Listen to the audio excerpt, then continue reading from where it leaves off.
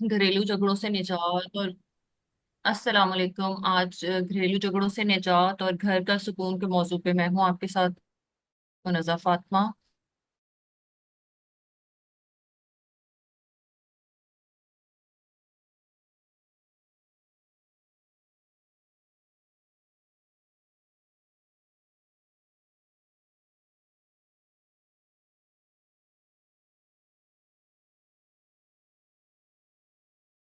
बात करेंगे क्योंकि एज यू नो ये बहुत एक ब्रॉड टॉपिक है।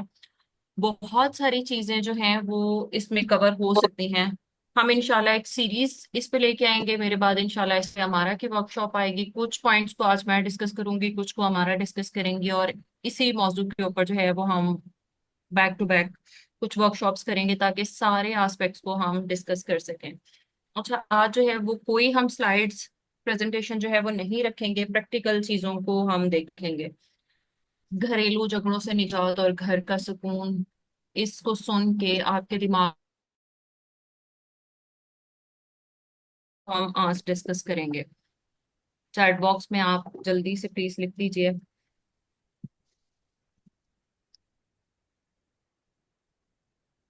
जब हम अपने पेरेंट्स के घर में होते हैं, अपने माँ बाप के कंफर्ट जोन में होते हैं, तो क्या वहां पे भी हमें इतने गिले शिकवे, इतने शिकायतें, इतने मसले मसाइल होते हैं? या जब हम शादी के बाद इन लॉज में आते हैं तो फिर ये मसाइल मसाइल जो हैं वो बढ़ जाते हैं? अगर पेरेंट्स के घर में भी हम रहते हैं, वहां पे भी हम चार पांच, तीन या दो बहन भाई होते हैं, उनके साथ भी हमारे इश्यूज होते हैं। हमारे अपने पेरेंट हैं, लेकिन कभी भी वो कॉन्फ्लिक्ट की शक्ल जो है वो इख्तियार नहीं करते। तो फिर why on your work place और स्पेशली शादी के बाद इन लॉज के घर में आके हमारे इश्यूज इतने ज्यादा क्यों बढ़ जाते हैं ना?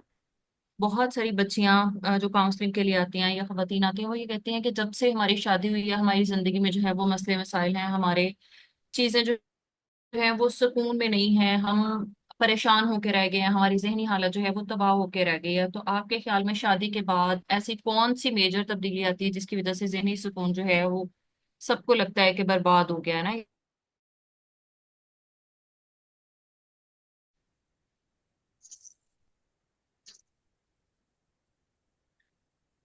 शादी का क्या मतलब होता है? शादी का मतलब होता है कि आपने एक ऐसी जिंदगी शुरू करने जाना है जहां पे आपकी रिस्पॉन्सिबिलिटीज डिफरेंट है, आपका किरदार जो है वो मुख्तलिफ हो जाएगा। आपने ऐसे लोगों के घर में जाना है जिनका एक अलग सेटअप है। आपकी एक 20-25 साल की जिंदगी जो है वो अलग तरह से गुजरी हुई है, अलग लोगों के दरमियान में गुजरी हुई है, अलग कंफर्ट जोन में गुजरी हुई है। अब जब आप नए लोगों के साथ जाएंगे तो फिर आपने वहां जाके किस तरह से डील करना है? तो एक तो इसके पीछे जितने भी मसले मसाइल हैं, उनमें एक बड़ी वजह ये होती है कि हमें बचपन से ससुराल के नाम से बहुत ज्यादा डराया जाता है कि ससुराल जाओगी तो सबसे पहला जुमला माओ का ये होता है कि हाँ मैं तो टॉलरेट कर रही हूँ, मैं तो तुम्हें बर्दाश्त कर रही हूँ, तुम ससुराल जाओगी तो तुम्हें लगेगा बताओ। या मुझे तो तुमने कोई सुख नहीं देना, सारी खिदमतें तो तुमने जाके वहीं उनकी करनी है। ये दो तीन जो है वो पेट जुमले हैं या पेट स्टेटमेंट्स हैं जो हम अपनी माओ के मुंह से सुनते हैं। तो इसका मतलब है माइंड मेकिंग तो हमारी वहीं से स्टार्ट हो गई ना, कि चीजें वहां जाके जो है वो माँ के घर जैसी नहीं रहेंगी, खराब रहेंगी ना। या वहां जाके तो पता नहीं मेरे साथ जो है वो कौन सा ऐसा इशू जो है वो हो जाएगा, वहां मैं लोगों को जो है वो किस तरह से डील करूंगी। जब हम थोड़ा सा चीजों को जो है वो देखें कि हमने किस तरह से तरबियत के अंसर को अपनी बेटियों में लेके जाना है, कि हमने जो है वो पहले से उनको बताना है कि हाँ शादी के बाद आपकी रिस्पॉन्सिबिलिटीज बढ़ जाएंगी। सिर्फ उनकी तरफ नहीं, आपके अपने शौहर की तरफ। आप एक नई फैमिली को स्टार्ट करने के लिए जा रही हैं, आप एक जो है वो रिस्पॉन्सिबिलिटी को लेने के लिए जा रही हैं कि हाँ आप एक नई फैमिली को बिल्डअप करेंगी। उसके लिए आप प्रिपेयर हैं या नहीं?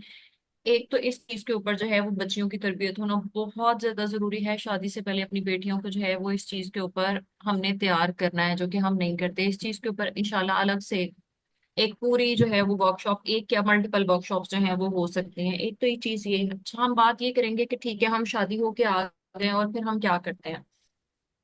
कुछ मेन पॉइंट जो है वो मैं आपको बताती हूँ, फिर हम वन बाय वन जो है वो उन्हें डिस्कस करना शुरू करते हैं। आज की जो भी ये वर्कशॉप है, इसमें बदगुमानियों से हमने किस तरह बचना है, अपने इमेज बिल्डिंग हमने किस तरह से करनी है, हमने जो है वो अपने ट्रिगर्स को किस तरह से जान कि हम किसी भी अंदर जो है वो किस तरह से शामिल कर लिए जाते हैं, और हमने जो है वो उन चीजों से कैसे बचना है। ये 4 पॉइंट्स हैं जिनको मैं जो है वो आज एक्सप्लेन करूंगी, फिर आगे क्वेश्चन बढ़ता जाएगा। अच्छा, सबसे पहले ये कि जब हम शादी होके आते हैं तो कोई भी बच्ची है, अगर जरा सी उसको जो है वो अपनी माँ के साथ, बाप के साथ, बहनों के साथ थोड़ी सी ऐसी स्पेस मिलती है जहां पे वो अपने ससुराल से हटके होती है, तो शिकायतों की एक लंबी फहरिस्त शुरू हो जाती है।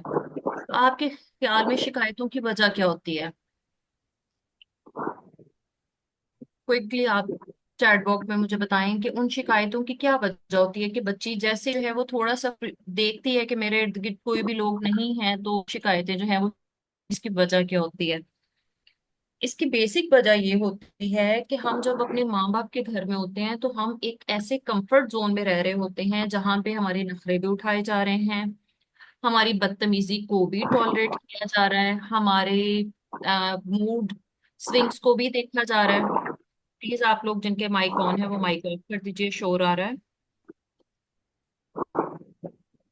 फिरदौस और समरीन, आप लोग प्लीज अपने माइक म्यूट कर दीजिए। माँ बाप जो है वो, अगर बच्ची 11 बजे उठ रही है, 12 बजे उठ रही है, तो उसकी एक स्केड्यूल जो है वो सेटिंग किया गया, माँ उस पे जो है वो रोज रोज गुस्सा करेगी और उसको ये नहीं बताएगी कि तुम्हारा सुबह जल्दी उठना जरूरी क्यों है, या टाइम से उठना, या घर के स्केड्यूल के हिसाब से टाइमली उठना जरूरी क्या है। वो इस पे गुस्सा करेगी, डांटेगी कि हाँ तुम हमेशा जो है वो देर से उठती हो, तुम्हें वक्त की कदर नहीं है, लेकिन ये नहीं बताएगी कि उठना जरूरी क्यों है। तो फिर जब हम इन लॉज के घर में आते हैं, वहां पे ऑब्वियसली सारी चीजें जो है वो तब्दील हो जाती है। आप अपने शौहर के साथ कुछ टाइम स्पेंड करते हैं, या वहां का सोने का, जागने का, खाने पीने का जो है वो टाइम डिफरेंस होता है, तो आप अगर सुबह देर तक उठती हैं तो ये चीज वहां पे जो है वो पसंद नहीं की जाती, या खाने के स्केड्यूल्स को फॉलो नहीं किया जाता, या आप उनके इन्वायरमेंट, तो ये चीजें जो है वो वहां पे बुरी मानी जाती हैं, और फिर हमें लगता है कि भाई हमें तो पता नहीं किस मुसीबत में जो है वो धकेल दिया गया है। तो मतलब ये कि हम इतनी ज्यादा शिकायतें करते हैं, ये एक दो तो सिर्फ एग्जांपल थी, मल्टीपल चीजें लोगों के रवैयों से लेके, किसने मेरे साथ जो है वो ऊंची आवाज में बात की, किसी ने जो है वो मेरे साथ अच्छी तरह बात नहीं, कोई मेरे साथ बहुत ज्यादा जो है वो कॉर्डियल नहीं हुआ, लवी डबी जो है वो नहीं हुआ, किसी ने मेरे साथ बैठ के अपने सीक्रेट्स शेयर नहीं किए, या मैं फलां कमरे में गई तो मुझे देख के बात करना सबने बंद कर दी। तो मतलब शिकायतों के एक अंबार जो है वो शुरू हो जाते हैं। तो इसकी वजह क्या होती है कि हम अपनी बाउंड्रीज को अंडरस्टैंड नहीं कर रहे होते, कि बेसिकली हमारी यहाँ पे आके बाउंड्रीज क्या है। क्या बहन भाई या माँ बाप या इन लॉज जो भी हैं, अगर वो सीक्रेट बात कर रहे हैं और मेरे जाने पे वो खामोश हो गए हैं, तो क्या आपको लगता है कि हमें वहां पे रुकना चाहिए या वहां से चले जाना चाहिए? और अगर वहां रुकना चाहिए तो क्यों रुकना चाहिए, या वहां से चले जाना चाहिए तो क्यों चले जाना चाहिए? इसके बारे में मुझे थोड़ा सा आप बताएंगे प्लीज।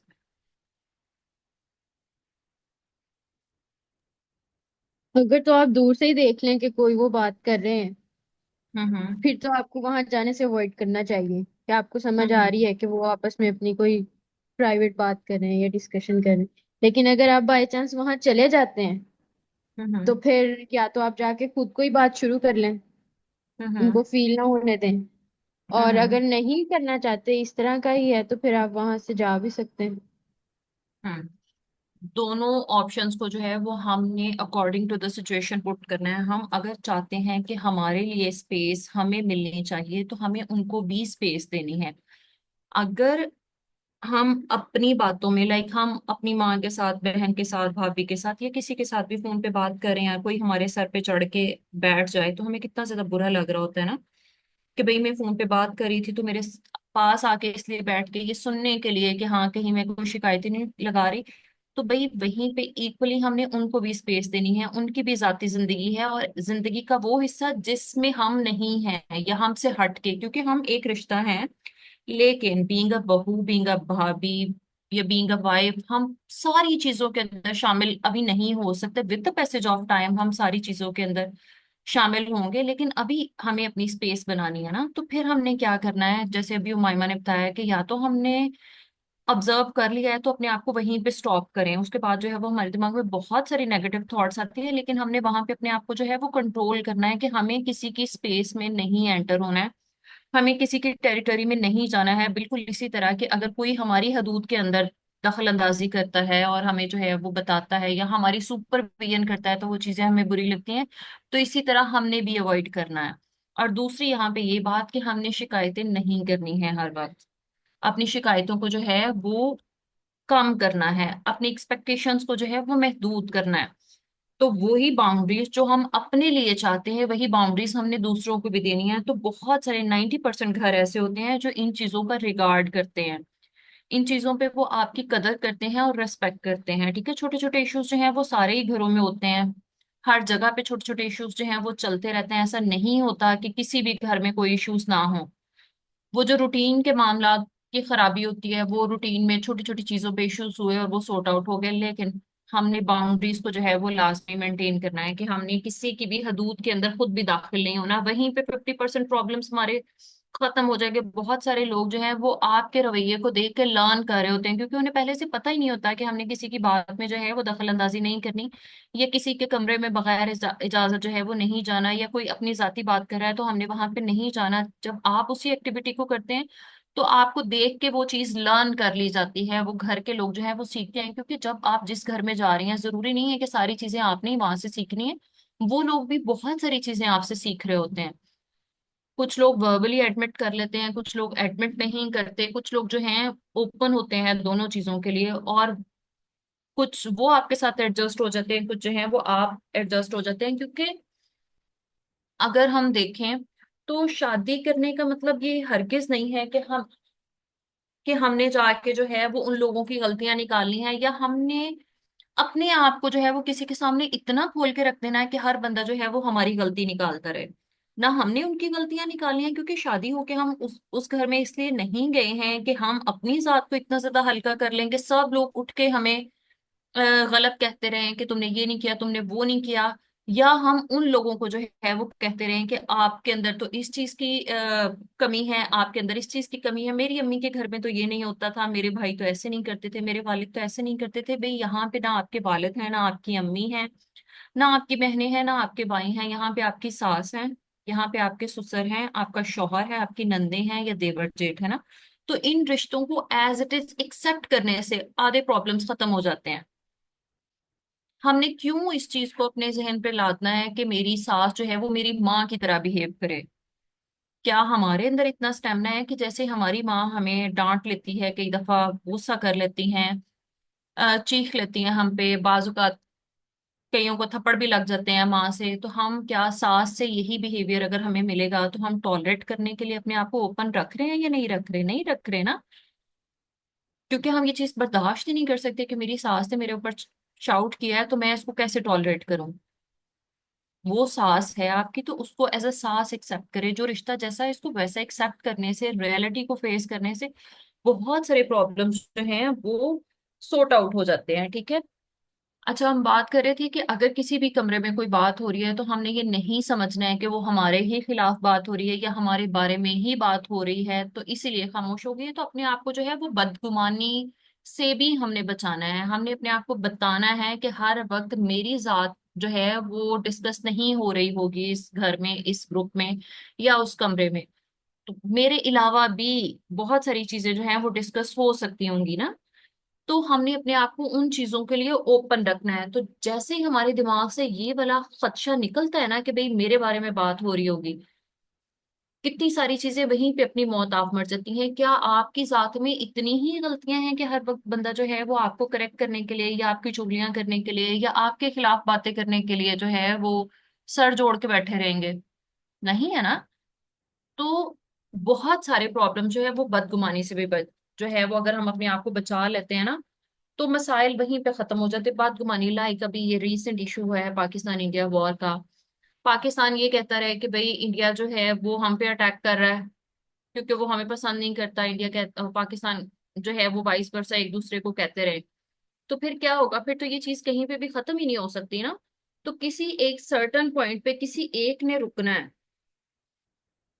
तो अगर हम अपने आप को रोक लेते, क्योंकि हमेशा चेंज हम अपने आप में ला सकते हैं, सामने वाले में चेंज लाना पॉसिबल ही नहीं है अनटिल अनलेस कि हम एक लंबे अरसे तक उनके साथ जो है वो एफर्ट लगाएं। हम अपने ऊपर जो है वो एफर्ट्स लगाते रहें, अपने आप को न्यू लर्निंग्स के लिए ओपन करते रहें, अपने रिलेशनशिप्स को फॉर्मल रखें। फॉर्मल रिलेशनशिप रखना बहुत ज्यादा इंपॉर्टेंट है, क्योंकि कैजुअल रिलेशनशिप्स वो होते हैं जो आपके ब्लड रिलेशनशिप्स होते हैं, आप उनके साथ लड़ लें, आप उनके साथ झगड़ लें, आप जो भी मर्जी कर लें, आप दोबारा से जो है वो नॉर्मल हो जाएंगे। बहन भाई कितना ज्यादा लड़ते हैं ना, हर बात पे जो है वो लड़ रहे होते हैं, और उसके बाद जो है वो अगले ही लम्हे कोई भी किसी को सॉरी बोले बगैर दोबारा से नॉर्मल हो जाते हैं।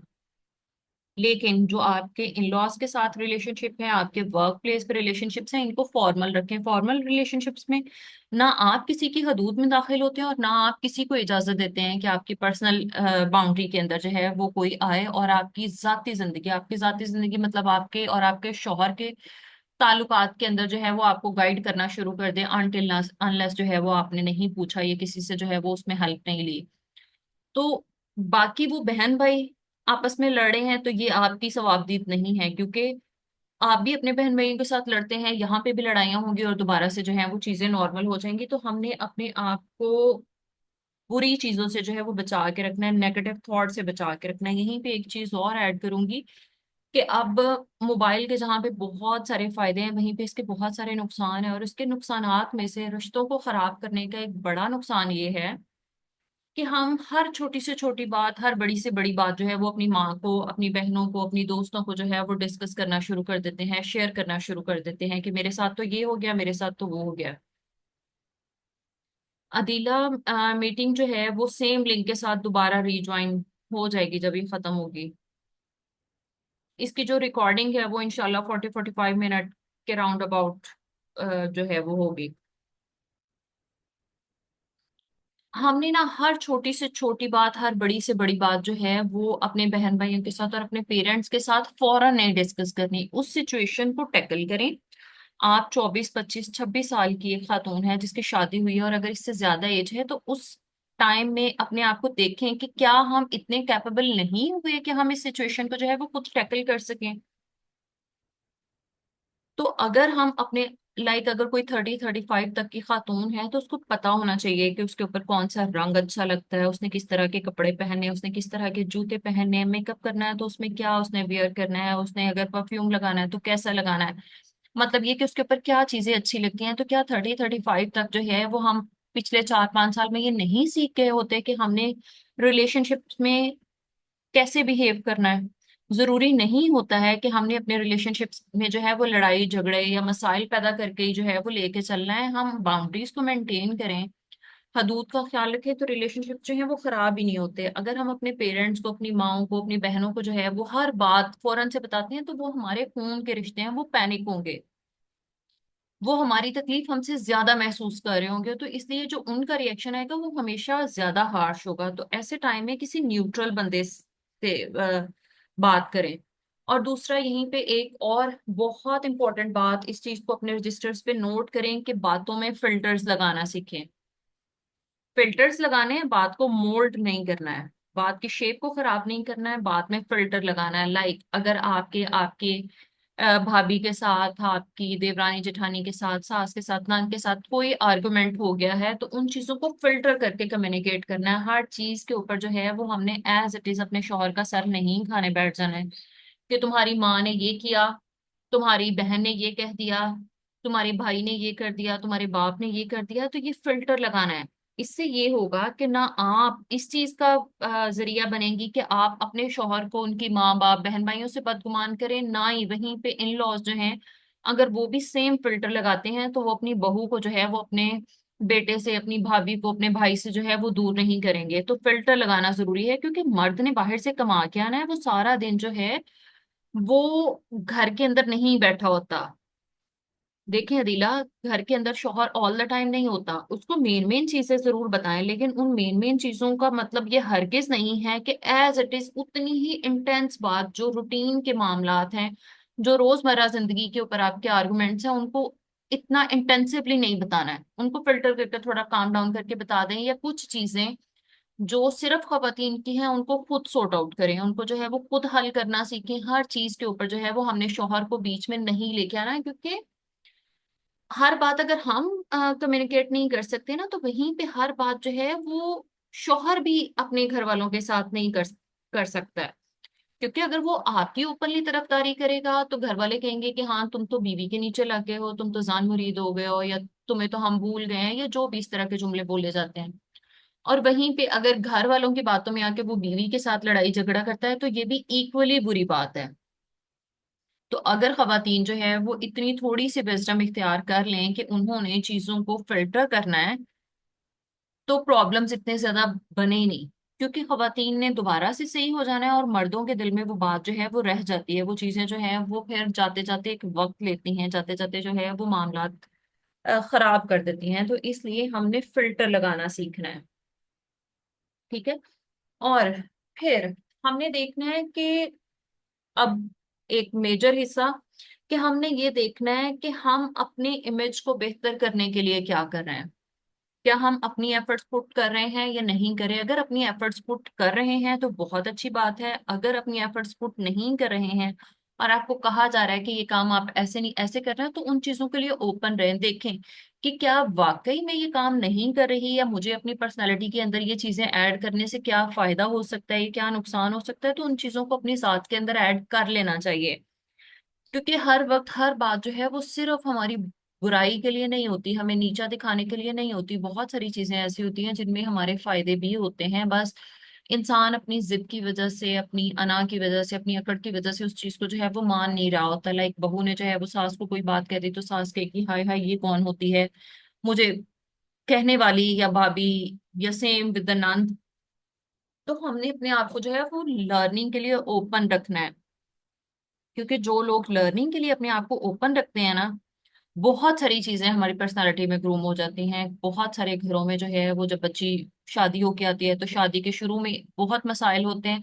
अगले 5 साल के बाद उनके रिलेशनशिप जो है वो काफी हद तक सेटल डाउन हो चुके होते हैं। तो उसकी वजह क्या होती है कि दोनों पार्टीज ने अपने आप को लर्निंग के लिए ओपन रखा है कि अगर मसले मसाइल हुए हैं, इख्तलाफात हुए हैं, तो उनसे दोनों ने अपने आप को जो है वो ग्रूम किया है। दोनों ने उससे सीखा है कि हाँ कौन कौन सी चीजें जो हैं वो आने वाली बच्ची को बुरी लग रही हैं वो हम ना करें। और सेम आने वाली बंदी घर के अंदर जो है वो ये देखती है कि हाँ कौन सारी चीजें हैं जो इस घर का एक पैटर्न है, या इस घर के अंदर जो है वो इसी तरह से होता है, तो मैं वैसे ही करने की कोशिश करूं। तो फिर बहुत हद तक जो है वो आप लोगों के इश्यूज सेटल डाउन हो जाते हैं। क्योंकि अक्सर औकात जो है वो शोहर के साथ इतने ज्यादा इश्यूज नहीं होते। शोहर के साथ आपके छोटे छोटे आर्गुमेंट्स होते रहते हैं, छोटे छोटे मसले मसाइल चलते रहते हैं, लेकिन इन लॉज के साथ जो है वो मसाइल की एक लंबी फहरिस्त चल रही होती है।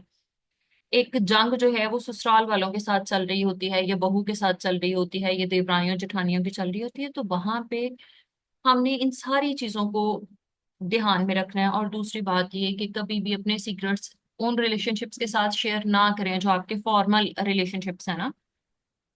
ना फॉर्मल रिलेशनशिप्स के साथ अपने सीक्रेट्स शेयर करें, ना उनके सीक्रेट्स को जानने के लिए जो है वो अपने कान वहां पे लगा के रखें कि मैं जानूं कि इस रिश्ते में क्या हो रहा है और उस रिश्ते में क्या हो रहा है ना। तो हम जब थोड़ी थोड़ी सी अपनी बाउंड्रीज का ख्याल रखते हैं ना, तो बहुत सारी बेहतरियां हो जाती हैं। बहुत सारी चीजें जो है वो वहीं पे खत्म हो जाती हैं।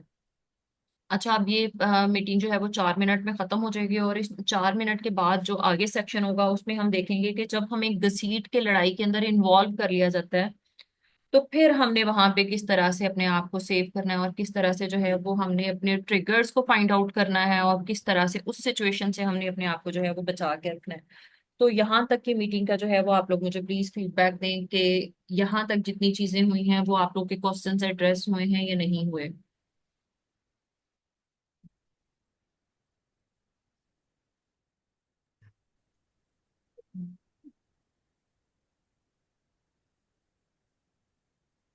बहुत अच्छे पॉइंट्स डिस्कस हुए हैं और सारे के सारे पॉइंट्स ऐसे थे मुनज़्ज़ा जो कि एप्लीकेबल थे। लाइक अगर हम वाकई इनको अप्लाई कर लें तो बहुत सारी चीजें यानी जो क्वेश्चन माइंड्स में है दे आर गेटिंग सॉल्व, यानी ये हो रहे हैं वो इससे हल। अल्हम्दुलिल्लाह, एक्सीलेंट, मुझे तो बहुत अच्छा लगा। और बहुत शुक्रिया वाकई समरीन। बहुत बेहतरीन पॉइंट्स थे। बहुत शुक्रिया समरीन, आपकी तरफ से। जज़ाकल्लाह खैरन कसीरा, आपकी थैंक यू तरफ सो से मच। अप्रिसिएशन मिलना मीन्स अ लॉट, क्योंकि हम आपके नहीं, खुद से बहुत बहुत बहुत अच्छा था। बड़े फैन हैं। बहुत शुक्रिया फिरदौस। जज़ाकल्लाह खैर। अच्छा, आप लोग जो हैं वो सेम लिंक के साथ दोबारा रीज्वाइन कर लें। अच्छा मरियम, आप बात करना चाह रही हैं? जी बात कीजिए। जी अस्सलाम वालेकुम रजा। वालेकुम अस्सलाम जी मरियम। ना मैं ये कहना चाह रही हूँ कि हमें अपने राइट्स लेने के लिए भी लड़ना पड़ता है, वहां पे फिर हमें कैसे मतलब सब्र बर्दाश्त करना चाहिए कि चलिए ठीक है हम दूसरों की बात को तो चले गलत भी कर थोड़ा बहुत कर भी ली, लेकिन जब खुद के राइट्स हमें नहीं मिल रहे होते, हमारा हम्म माइंड पॉजिटिव जा रहा होता है, आगे हमें नेगेटिविटी, बल्कि वो नेगेटिविटी नेगेटिविटी लगती ही नहीं है, हम्म वहां हम्म। पे फिर कैसे बर्दाश्त करें, मुझे इस चीज की समझ नहीं आती।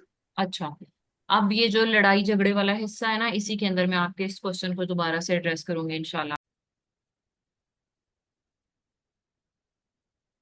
अच्छा, फिर बात होती है कि भाई हम नहीं लड़ते, हमें लड़ाई के अंदर शामिल कर लिया जाता है, या हमें इतना ज्यादा उकसाया जाता है, हमें इतना ज्यादा परेशान किया जाता है कि हम बर्दाश्त की इंतहा तक पहुंच जाते हैं, और फिर हमें जवाब देना ही पड़ता है, या हम चीखने चिल्लाने पे मजबूर हो जाते हैं ना। तो आपको क्या लगता है इस नहज तक पहुंचते पहुंचते कितनी चीजें जो है वो बर्दाश्त कर ली होती हैं, या क्या स्टेज होती है ये जहाँ पे आके हम लड़ने पे मजबूर हो जाते हैं?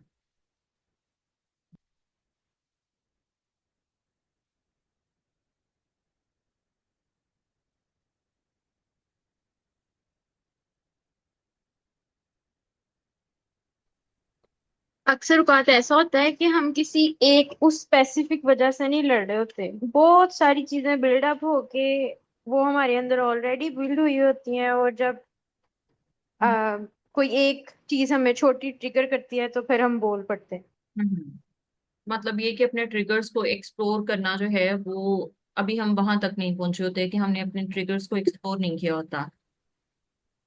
हाँ ऐसे भी कह सकते हैं, लेकिन ऐसे भी कह सकते हैं जैसे आप बहुत सारी चीजें बर्दाश्त करते रहते हैं, छोटी छोटी छोटी चीजें बर्दाश्त कर सकते हैं, करते रहते हैं, लेकिन फिर कभी ऐसे होता है कि कोई एक चीज आपको इतना ज्यादा ट्रिगर कर देती है कि आप वो सारा, जिसे कहते हैं ब्रस्ट हो जाते हैं, हम्म। वो सारा गुबार निकाल देते हैं फिर।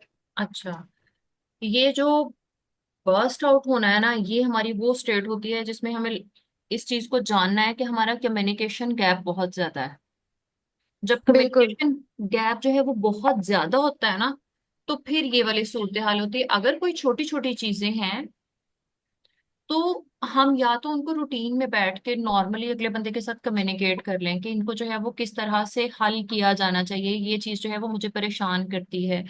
सेम फिर हम ये देखें कि बहुत सारी चीजें अगर हमें परेशान करी हैं तो क्या मेरी बहुत सारी चीजें सामने वाले को परेशान नहीं कर रही होंगी।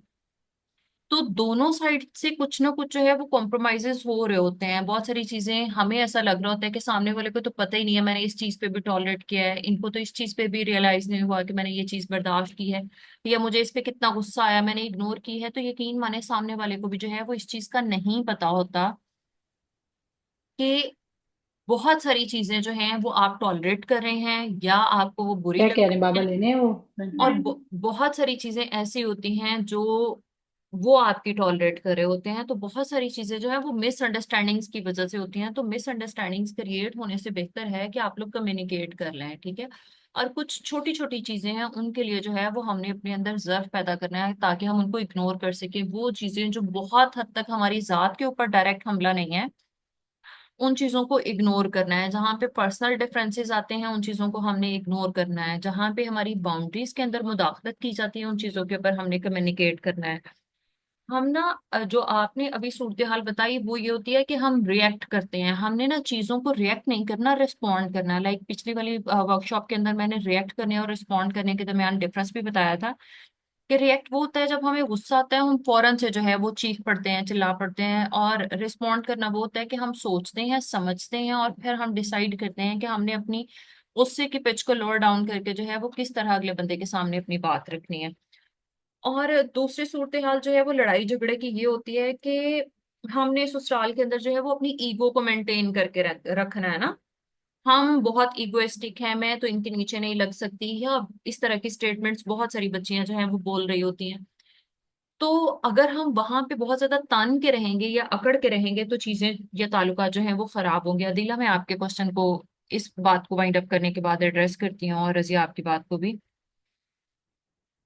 अगर हम ससुराल के अंदर बहुत ज्यादा अकड़ के रहते हैं तब भी मसले मसाइल होते हैं, और अगर हम जो है वो बिल्कुल जिप लगा लेते हैं जुबान को, बिल्कुल अंधे बहरे होके रहते हैं, तो भी चीजें जो है वो खराब होती हैं। अंधे बहरे होके रहने से मुराद ये कि आपके ऊपर जितनी भी ज्यादा जुल्म होती रहे, ज्यादती होती रहे, आपके साथ हक तलफी होती रहे, हमने बस सब्र ही रखना है। तो बेसिकली ये सब्र नहीं है, वहां पे जो है वो हमने हिकमत इख्तियार करनी है। देखें, कोई भी चीजें जो है वो खराब हो गई हैं, या फॉर एग्जाम्पल एक डिब्बे के अंदर आपने बहुत सारी रंगदार नलकियां रखी हुई हैं और सबके धागे आपस में उलझ गए हैं, तो क्या करेंगे? क्या वो उन सारे धागों को पकड़ के काट के फेंक देंगे? जबकि वो हमें चाहिए भी, उनके बगैर हमारी जिंदगी नहीं गुजर सकती। तो फिर अक्लमंद बंदा क्या होता है कि नलकियों को आहिस्ता आहिस्ता जो है वो उनके ऊपर धागा लपेटना शुरू करता है, सुर्ख रंग की, ब्लू रंग की, व्हाइट रंग की, जितना जितना जिसका लपेटा जाता है उसको जो है वो लपेटता है, बाकी जो उलझी हुई चीजें हैं उनको सुलझाने की कोशिश करता है। तो एक एक करके जो है वो धागे सुलझना शुरू हो जाते हैं ना। तो फिर क्या होता है, वो सारी जो है वो सॉर्टेड होके सुलझ के जो है वो दोबारा से अलग अलग पड़ी होती हैं। तो हमने ना चीजों को सुलझाने की कोशिश करनी है, उलझाना नहीं है। जब हम चीजों को सिरे से काट के फेंक देते हैं या मजीद उलझाने की कोशिश करते हैं, तो चीजें जो है वो हमारे लिए खराब होती हैं। अगर कोई बंदा जो है वो हमें परेशान कर रहा है, आपको बुरा भला कह रहा है, आपकी जो है वो कमियां बता रहा है कि आपको तो सुबह जल्दी उठने की आदत नहीं है, तुम्हें तो खाना बनाना नहीं आता, तुम्हें तो किसी के साथ जो है वो बात नहीं करना आती, तो फिर इसका मतलब क्या है कि इसका मतलब ये नहीं है कि ये सारी चीजें आपकी पर्सनैलिटी के अंदर हैं ही हैं। इसका मतलब ये भी हो सकता है कि अगला बंदा जो है वो इतना ज्यादा अपने इश्यूज के अंदर धंसा हुआ है कि वो आपके ऊपर जो है वो सिर्फ ब्लेम कर रहा है। उसके अपने इतने सारे इश्यूज हैं कि वो उन इश्यूज को सॉर्ट आउट करने के बारे में सोच ही नहीं सकता, या उसको अंदाजा ही नहीं है कि वो किस तरह के उलझनों के अंदर फंसा हुआ है, उसके अपने नफ्सियाती मसाइल कैसे हैं, उसकी अपनी मेंटल हेल्थ भी तो डिस्टर्ब हो सकती है ना। तो हमने हर एक की बात पे अपने आप को जो है वो शक में नहीं डाल लेना। जब हम अपनी वर्थ को जानते हैं, अपनी एबिलिटीज को जानते हैं, तो फिर हम रिएक्ट नहीं कर रहे होते। तो यहाँ पे हमने ये करना है कि अगर मुझे बुरा भला कह के मुझे लड़ाई के अंदर जो है वो दाखिल किया जा रहा है और मैं भी चीखने चिल्लाने पे जो है वो मजबूर हो गई हूँ, तो क्या मेरे अंदर जो इतना ज्यादा गुस्सा आ रहा है, तो मैं, मेरे एंगर ट्रिगर्स तो नहीं है, एंगर इश्यूज तो नहीं है मेरे। तो वहां पे अपने आप को भी एक्सप्लोर करें कि अगर मैं हर बंदे की हर बात के ऊपर रिएक्ट करने लग गई हूँ या बहुत ज्यादा रिएक्ट कर रही हूँ, तो मेरे अपने ट्रिगर्स क्या हैं, अपने ट्रिगर्स को उस टाइम पे हमने फाइंड आउट करना है। लाइक फॉर एग्जांपल, हमारी या सामने वाले की बहुत सारी ऐसी नीड्स होती हैं जो अनमेट डिजायर्स होती हैं, जो कभी पूरी नहीं हुई होती हैं, या हम जो है वो जरूरत से ज्यादा अपने आप को सेक्रीफाइस करके अगले बंदे को कंफर्ट देने की कोशिश कर रहे होते हैं, और फिर हम थक जाते हैं और फिर इस चीज के ऊपर हमें गुस्सा आता है। बहुत सारी माएं जो है वो बच्चों के लिए भी टाइम स्पेंड कर रही होती हैं, या वो टाइम को मैनेज नहीं कर पा रही होती हैं। लाइक बहुत एक मेजर इशू आता है काउंसलिंग के दौरान, जो बच्चियां मेरे पास आती हैं नई शादीशुदा, 5 6 7 साल तक, 8 साल तक की, या जिनके बच्चे अभी पैदा हो रहे थे, वो एक इश्यूज के साथ आती हैं। वो ये कि भाई बच्चे ने रात को सोने नहीं दिया, दूसरा बच्चा जो है वो तंग कर रहा था, तीसरे बच्चे की जो है वो तबीयत नहीं ठीक थी, तो मेरी नींद अपनी भी पूरी नहीं हुई, मैं बच्चों की वजह से भी तंग हूँ, और मुझे खाना भी बनाना है, तो मेरे से चीजें जो है वो मैनेज नहीं हो रही। तो फिर हमने वहां पे क्या करना है, अपनी मैनेजमेंट के ऊपर काम करना है। ठीक है कि रोज रोज ऐसा नहीं होता कि बच्चे आपको रोज रोज इतना ज्यादा तंग करें कि आपकी नींद जो है वो डिस्टर्ब रहे, या आप रोज रोज ना सो पाए। तो फिर अपनी रूटीन को इस तरह से रखें कि आपका एक स्केड्यूल नजर आ रहा हो, और उस स्केड्यूल से हट के अगर आप किसी दिन लेट उठ रहे हैं या काम नहीं कर रहे हैं, तो वो चीज सामने वाले को दिखती है कि हाँ भाई, रूटीन में ये बंदी अपनी चीजों को जो है वो मैनेज करती है। लेकिन अगर आज ये नहीं कर रही सारे कामों को टाइम पे, तो इसका मतलब है कि जेन्युइनली कोई प्रॉब्लम है ना। तो जो प्रॉब्लमेटिक स्टेट है और जो आपकी रूटीन लाइफ है, उनके अंदर डिफरेंस होना जरूरी है। तो वहां पे ये होता है कि अगर कोई बंदा जो है वो आपको जरूरत से ज्यादा काम कह रहा है, आपको वहां पे इनकार करना नहीं आता, ये वजह भी बिला वजह जो है वो गुस्से की एक वजह बनती है, हमारी अपनी इमोशनल डिजायर्स फुलफिल नहीं होती, हमारे अपने स्पाउस के साथ कोई इश्यूज चल रहे होते हैं, और वही चीजें जो हैं वो झगड़े का सबब बनती हैं। तो हमारी अपनी एक्सपेक्टेशंस इन लॉज के साथ इतनी ज्यादा होती हैं, या बच्चों के साथ, इन लॉज को तो चले साइड पे छोड़े, बच्चों के साथ हम ये एक्सपेक्ट कर रहे होते हैं कि बच्चा हमेशा अच्छा रहे।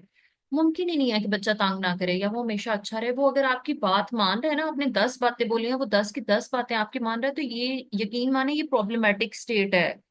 आपका बच्चा अगर आपके साथ आर्ग्यू कर रहा है, वो आपके साथ जो है वो चीजों को डिस्कस कर रहा है कि मैं ये नहीं करना चाहता, मेरा ये दिल नहीं कर रहा, तो इसका मतलब आप उसको एक ऐसा इन्वायरमेंट दे रहे हैं जहां पे वो अपनी नीड्स को आपके सामने रख रहा है। ठीक है। अगर वो सारी बातें मान रहा है आपकी, तो यकीन माने ये एक प्रॉब्लमेटिक स्टेट है, you are a problematic mother. वहां पे अपने आप को रीअलाइन करना है। ठीक है।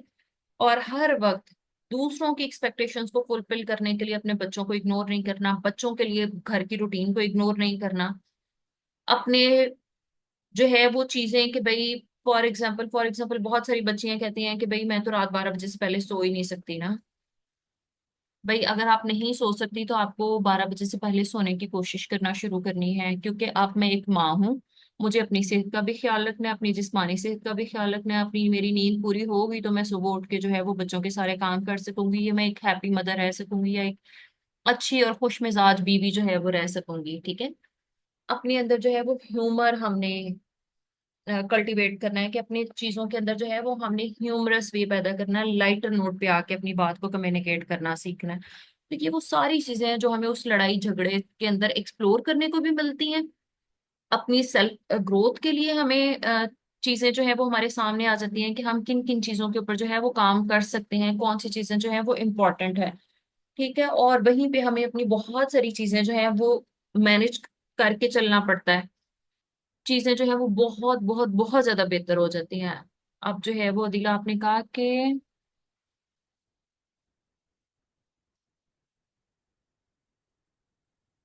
अच्छा ये सवाल आपने पूछा है कि जब हस्बैंड के सामने ससुराल वाले और हों और बहू के सामने और तरह से बिहेव करें तो फिर क्या करना चाहिए। तो आपको भी वैसे ही बिहेव करना चाहिए। ठीक है। इसका मतलब ये नहीं है कि आपने जो है वो शौहर के घर से बाहर निकलते ही जो है वो डंडा उठा लेना है और घर वालों को जो है वो डंडे पे सीधा करना है। नहीं, इसका मतलब ये है कि फिर हम आपने जो है वो अपने शौहर के सामने बहुत ज्यादा शिकायतें लगानी नहीं है। क्योंकि अगर आप बहुत ज्यादा शिकायतें लगाएंगी ना, कि नंद ने ये कर दिया, देवर ने ये कर दिया, जेठ ने ये कर दिया, और सास तो ऐसे करती है, वो तो ऐसे करती है, तो वो शिकायतें सुन सुन के ना शौहर आपसे बदगुमान होगा।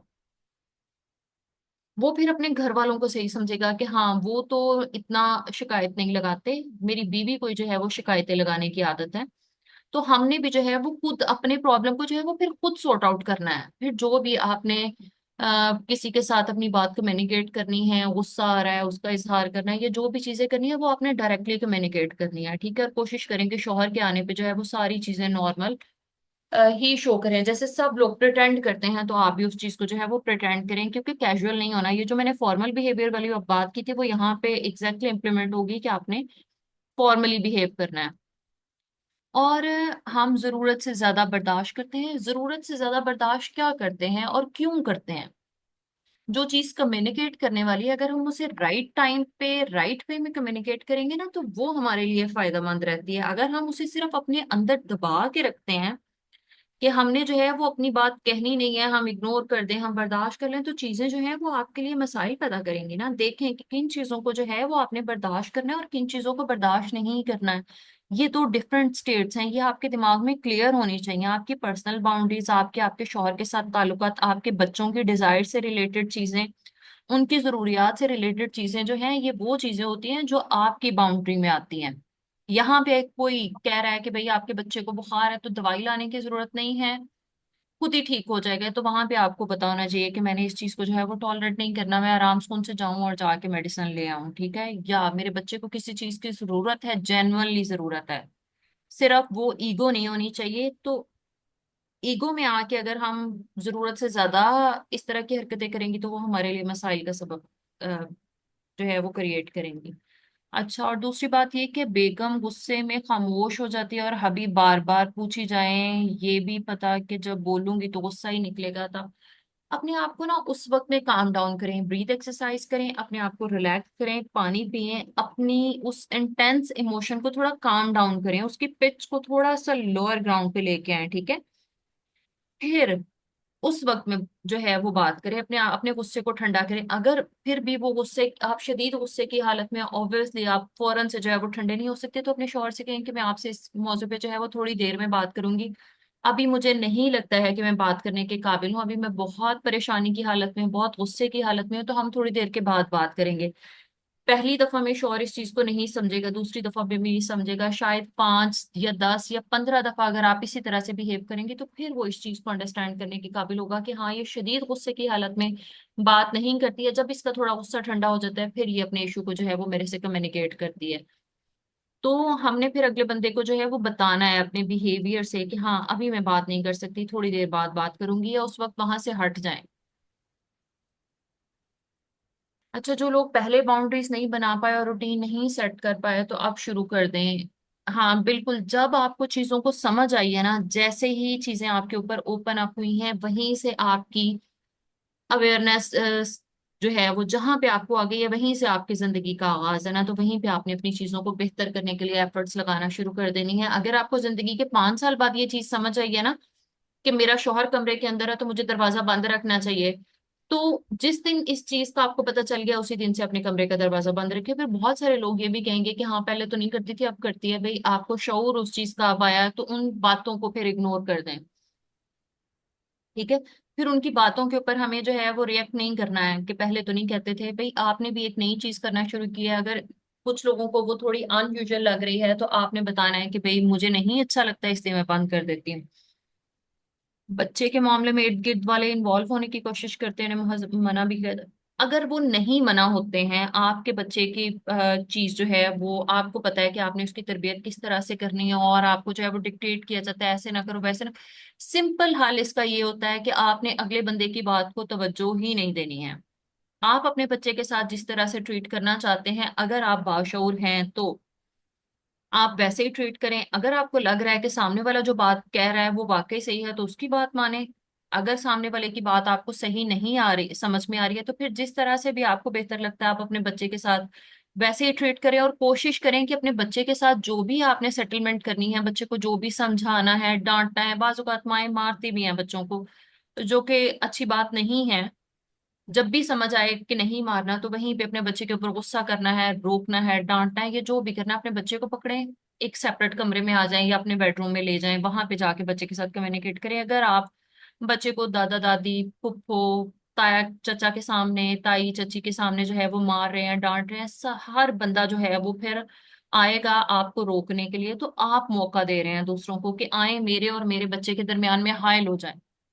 अपने बच्चे के साथ कम्युनिकेट करना है, अपने बेडरूम में कम्युनिकेट करें, उसको कोई चीज समझानी है अलग में समझाएं, उसको दूसरों के सामने ह्यूमिलेट ना करें, वो आपसे बागी होगा। जब हम दूसरे लोगों के सामने बच्चे से कम्युनिकेट करते हैं तो इसका मतलब हम दावत दे रहे हैं कि आए आके हमारे अंदर जो है वो अपनी स्पेस बनाए, हमारे अंदर जो है वो इन्वॉल्व हो। अभी दरवाजा नहीं बंद रखने देते तो इससे वजह पूछें कि अच्छा क्यों नहीं बंद रखने देते थोड़ी देर। अगर आप लोग कोई बहुत इंटीमेट सिचुएशन है तो जरूर बंद करें, अगर बहुत इंटीमेट सिचुएशन नहीं है तो कमरे के दरवाजे के आगे कर्टन लगा लें, वो पर्दा आगे रखना शुरू कर दें। ठीक है, या कमरे का आधा दरवाजा बंद करना शुरू करें। आहिस्ता आहिस्ता जो है वो फिर पूरे पे भी आ जाएंगे। तो शोहर को भी उन चीजों की आदत डालनी पड़ती है, बहुत सारी जगहों पे वो खुद भी डर रहे होते हैं, उनके लिए भी तो ये जिंदगी एक नया एक्सपीरियंस है ना। तो उनको भी तो अपनी माओ से बहुत ज्यादा डर लग रहा होगा ना, या बातों से डर लग रहा होगा, या जो हमारे माशरे में इर्द गिर्द ताने दिए जाते हैं इन चीजों से डर लग रहा होगा। तो हमें वो चीजें उनको सिखानी होती हैं, बिल्कुल उसी तरह जिस तरह हम बच्चों को चीजें सिखाते हैं ना, इसी तरह शौहर की भी तरबियत की जाती है। शौहर की तरबियत जो है ये बहुत अंडररेटेड चीज है। तो इस चीज के ऊपर जो है वो हम, अल्लाह ताला ने औरत को जो है वो इतना मल्टीटास्कर बनाया है कि वो बहुत सारी चीजें घर को लेके चलना जो है वो उसके बाएं हाथ का खेल है। तो उन चीजों के अंदर उसने ये भी शामिल करना है। अच्छा रजिया, तब तक ऐसे नहीं होता उनकी आदत जब आदतें बिगड़ चुकी होती है ना तो फिर उनको सुधारने में थोड़ा वक्त ज्यादा लगता है, ये याद रखें। बिगड़ने में टाइम हमेशा कम लगता है, सुधरने में जो है वो बहुत ज्यादा लगता है। अगर देवर का डोर बंद होता है तो आप भी बंद रख सकते हैं, वहीं पे आप अपने शौहर को एग्जांपल दे सकते हैं कि भाई उनका भी कमरे का दरवाजा बंद है तो अगर हमारा भी बंद होगा तो इसमें कोई मसले वाली बात नहीं है। तो कुछ ही टाइम में जो है वो आहिस्ता आहिस्ता इस चीज को समझ जाएंगे, वो भी रिएक्ट नहीं करना है, गुस्सा नहीं करना है, चीखना चिल्लाना नहीं है, हर वक्त मुकाबलेबाजी की फिजा जो है वो क्रिएट नहीं करनी है। अच्छा सफाना, जॉइंट फैमिली में हर बंदा आपके बच्चे का सर पे चढ़ा होता है, ऐसे ना करो ऐसे करो, पेरेंट्स को भी कहते हैं। वही मैंने कहा ना सफाना, कि अपने बच्चे के साथ जो भी चीजें कम्युनिकेट करनी है वो कमरे के अंदर करें, अपने बेडरूम में। जॉइंट फैमिली सिस्टम में अगर आप एक से ज्यादा बहू हैं, अपने बच्चे को खाना खिलाना है तो सबके दरमियान में बिठा के नहीं खिलाना है, क्योंकि बच्चा गंद भी मचाएगा, बच्चा जो है वो बहुत सारी चीजें खराब भी करेगा। तो देखें कि अगर डाइनिंग टेबल है या डाइनिंग रूम है तो ठीक है, अदरवाइज बच्चे को अपने कमरे में ला के जो है वो बिठाएं और वहां पे खिला लें। तो जो उसकी ट्रेनिंग वाली स्टेज होती है ना, जो उसकी ट्रेनिंग वाला टाइम होता है, वो आपने अपने बेडरूम में करना है। वो किसी भी चीज की ट्रेनिंग को लेके हो, ट्रेनिंग आप दूसरों के सामने कर लेने लगेंगे तो फिर चीजें खराब होती है। और बच्चों को अलाउ करें, बहुत सारी चीजें जो है वो बच्चे खराबी करने के बाद ही सीखते हैं ना। अगर दूसरे बंदे जो हैं वो हर बात पे कहते हैं तो सिर्फ उन्हें एक स्ट्रेट लुक दें। हर वक्त मुंह से बोल बोल के रिस्पॉन्ड करना जरूरी नहीं होता है, सिर्फ एक सीधी स्ट्रेट फ्लैट लुक दें और बस दोबारा से कम्युनिकेट करना शुरू कर दे अपने बच्चे के साथ। अगला बंदा जो है वो वहीं पे चुप हो जाएगा, और ये चीज 2 4 6 दफा आप रिपीट करें, हो जाएगा। स्ट्रेट लुक देने का मतलब ये नहीं है कि आपने जो है वो आंखें निकाल के अगले बंदे को दिखानी है। इसका मतलब ये है कि अच्छा मैंने अब आपकी बात सुन ली है, अब जो मुझे बेहतर लग रहा है मैं करूंगी वही। अब इन ये अभी तक के तो सारे क्वेश्चंस जो हैं वो आप लोग के आंसर हो गए हैं। मजीद किसी का कोई सवाल है तो आप लोग प्लीज पूछ सकते हैं, या तो अपने माइक्स ऑन करके पूछ सकते हैं या इधर लिख के पूछ सकते हैं। अगर वो डांटते हैं ना बच्चे को, तो कोशिश करें कि उस वक्त में अपने बच्चे को जो है वो आप आए उसको सेव करने के लिए, वहां पे आप अपने बच्चे को ये जेस्चर दें कि हाँ अगर कोई तुम्हारे साथ जो है वो इस तरह से ट्रीट करता है जैसे तुम्हारे पेरेंट्स ट्रीट नहीं करते, तो हम आपके लिए यहाँ पे अवेलेबल हैं। अगर कोई आपके बच्चे के साथ शाउट करता है, आप वहां पे जाएं, अपने बच्चे को खामोशी से पकड़ें और ले आएं। या दूसरे बंदे से पूछें कि हाँ जी क्या हुआ है, तो वो आपको बताएं कि ये शो है, उनसे कहें कि अच्छा मैं समझाती हूँ मैं देखती हूँ, और उसके बाद अपने बच्चे को पकड़ें और ले आएं। 2 से 3 दफा ये चीज जो है वो अगर आप करते हैं तो अगला बंदा आपके बच्चे के ऊपर शाउट करना छोड़ देगा। अगर कोई आपके बच्चे को मारता है तो इस चीज की इजाजत हरगिज नहीं देनी है कि कोई आपके बच्चे को जो है वो बुरी तरह मार रहा है। हाँ जैसे जो है वो यूजली घरों के अंदर छोटे देवर हैं, छोटी फुफ्फियां हैं या अनमैरिड जो भी हैं, तो वो मजाक मजाक में खेल रहे हैं, मजाक मजाक में मार रहे हैं, तो वो आपके बच्चे भी जवाबन मार रहे होते हैं ना। तो वो एक अलहदा स्टेट है। लेकिन अगर कोई सिर्फ उसके रवैये को दुरुस्त करने के लिए उसको मार रहा है ना, तो वहां पे आपने दरमियान में जरूर मुदाखलत करनी है कि हाँ आप मेरे बच्चे के साथ इस तरह से बिहेव नहीं कर सकते। अपने बच्चे को लेके आना है कि अगर कोई आपके साथ इस तरह से बिहेव करे तो आप अपनी माँ के पास या अपने बाप के पास जो है वो आ जाएंगे, ठीक है। और फिर जेनुअनली एक दफा जो है वो देखें कि क्या बच्चे का रवैया जो है वो दुरुस्त होने वाला है, या कोई बंदा जो है वो अपना एग्रेशन आपके बच्चे के ऊपर निकाल रहा है। तो कोई गुस्से के साथ आपके बच्चे को मार रहा है ना, तो वहां पे आपको प्रोटेक्ट करने के लिए होना है। अगर खेल खेल में हंसी मजाक में चल रहा है तो उन चीजों के ऊपर जो है वो हमने इग्नोर करना है, क्योंकि ये रिश्ते फुप्पी खाला चाचू मामू ये वो रिश्ते होते हैं जो सुकून के होते हैं ना। इनके साथ बच्चे खेलते भी हैं, लाड भी करते हैं, प्यार भी करते हैं, मारते भी हैं, मार खाते भी हैं।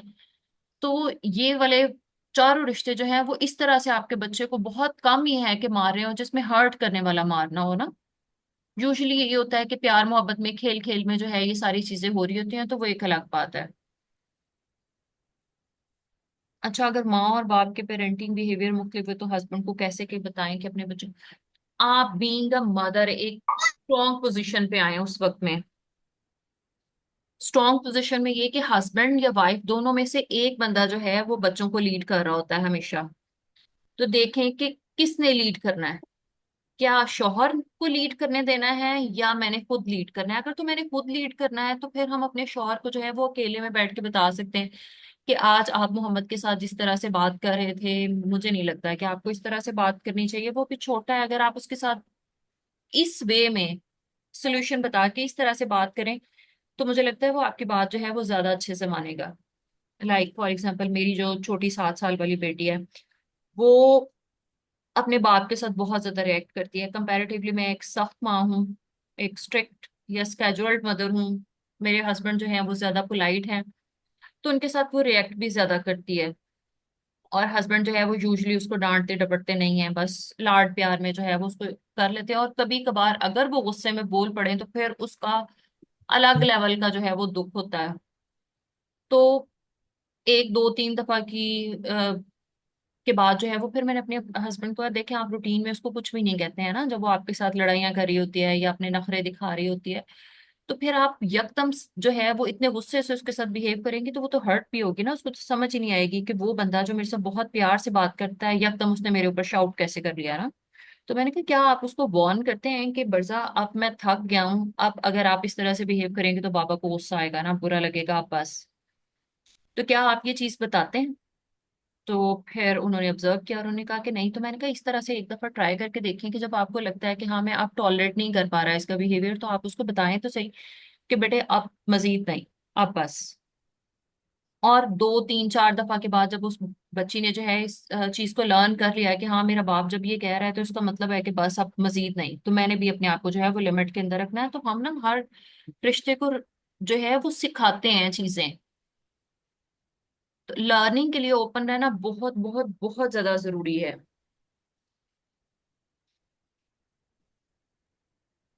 अच्छा, और किसी का कोई सवाल है तो मुझे बताएं, अदरवाइज फिर हम इसको वाइंड अप करें। अच्छा, एक चीज जो बहुत इम्पोर्टेंट, वो ये कि हर वक्त ससुरालों में बैठ के, आप में से बहुत सारी खवातीन ऐसी हैं जो न्यूली मैरिड हैं या शादियों को बहुत बहुत थोड़ा टाइम हुआ है, मुझे पर्सनल में भी टेक्स्ट आ रहे हैं आप लोग के क्वेश्चंस के लिए। तो देखें, बेतुका मोबाइल का इस्तेमाल जो है इसको कंट्रोल करना है, ये हमें बहुत सारे प्रॉब्लम से बचा सकता है। अगर हम अपने मोबाइल के यूज को कंट्रोल करते हैं, हमारी अपनी मेंटल हेल्थ बहुत अच्छी हो जाएगी। मोबाइल का बेतुका और जरूरत से ज्यादा इस्तेमाल हमें चिड़चिड़ा बनाता है। जैसे हमें ये चीज बुरी लग रही होती है कि शौहर जो है वो हमारी बात का जवाब तो दे नहीं रहे हैं, मोबाइल के अंदर गुस्से में है ना, मतलब मोबाइल के अंदर जो है वो लगे हमें और हमारी बात को तो रिस्पॉन्ड ही नहीं कर रहे होते हैं ना, अक्सर ये वाला सवाल बहुत ज्यादा आता है। तो हमें अगर बुरा लग रहा है ना ये चीज, तो यकीन माने जब हम यही हरकत कर रहे होते हैं तो दूसरे बंदों को भी जो है ये चीज बुरी लग रही होती है, या हमारे बच्चों को बुरी लग रही होती है कि माँ हमारे साथ जो है वो आए इंटरेक्शन के बगैर जवाब दे रही है। तो कितनी ये बुरी स्टेट है ना, आप अपने बच्चे को बहुत बैड लर्निंग दे रहे हैं। अगर आपके शौहर इस तरह से करते हैं कि वो मोबाइल में गुस्से में हैं, तो वो आपकी बातों को यकीन माने पूरी तरह ही सुन रहे होते हैं, बस वो उस वक्त जो है वो या तो बहुत ज्यादा थके हुए होते हैं या वो उस बहस में नहीं पढ़ना चाह रहे होते, क्योंकि औरतें जो हैं वो बहस ज्यादा करती हैं। वो अब आप कमेंट सेक्शन में जो है वो बताएं कि हाँ वाकई जो है वो हमें बहस करना पसंद क्यों होता है ना, हम क्यों ज्यादा, क्योंकि औरत के अंदर ये इंस्टिंक्ट है ना कि वो ज्यादा बात करना चाहती है और मर्द जो है वो कम बात करता है, तो ये नेचर का डिफरेंस भी होता है। तो जब भी वो मोबाइल के अंदर घुसे होते हैं वो बातें हमारी सारी सुन रहे होते हैं, 5 दिन के बाद भी आप उनसे पूछेंगे ना तो जो उनके काम की बात है वो उन्हें पता होती है। तो तब ये मत सोचा करें कि हाँ जी ये मेरी बात नहीं सुन रहे, सुन वो सब रहे होते हैं, बस वो उस वक्त में रिस्पॉन्ड नहीं करना चाह रहे होते, तो इसलिए मोबाइलों के अंदर घुसे होते हैं। तो उस वक्त में बीइंग अ वाइफ अपने आप को नॉटी बनाएं, अपने आप को थोड़ा शरारती रखें, अपने लाइटर नोट्स को देखें कि हमने किस तरह जो है वो अपने हस्बैंड को अपने साथ इंगेज करना है। तो हम इंगेज नहीं कर पा रहे होते और हम सिर्फ गुस्सा कर रहे होते हैं, तो ये चीजें जो हैं वो बहुत ज्यादा मैटर करेंगी। रमशा आप एक